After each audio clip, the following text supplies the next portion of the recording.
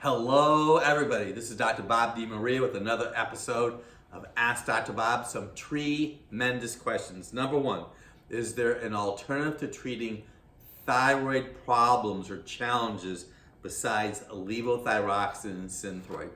I always say follow the numbers. You're going to want to have a thyroid test done. You want to have your TSH, T3, and T4 evaluated.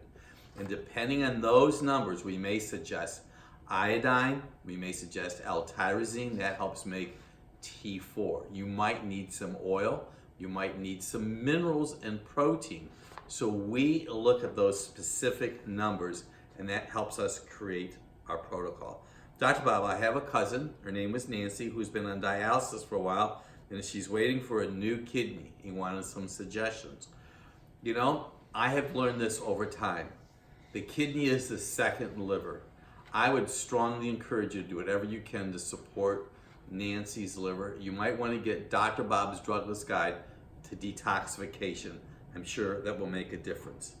Is celery juice the cure-all for people, whatever they're talking about now? So somebody must be giving a lot of suggestions on celery juice. I eat one stalk of celery every day of my life. I don't juice it, I eat it. Great source of minerals, especially sodium. Dr. Bob, I had a hysterectomy about 3 years ago and I am post-menopausal. What can women like me do to protect our bones and our brains with no ovaries? You know, Biotics Research Corporation has a product called Equifem and also has a product called Biopause AM and PM.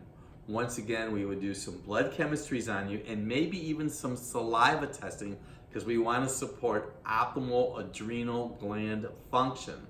This OptiChem is really an important blood chemistry that we use in our practice.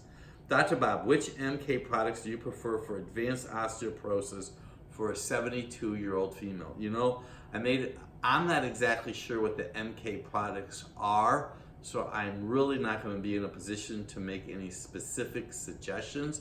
We do use a product in our practice called OsteoB2, and it's wonderful and it helps a lot of ladies, but you want to have your calcium phosphorus ratio checked, because if you have too much phosphorus in relation to calcium, you will have osteoporosis. Do you know anything about the right frequency for good health? I am somewhat familiar with the electronic version of what you need to do. We use something ourselves personally called a Harmonic Quad, which is a form of the whole electrical energy area.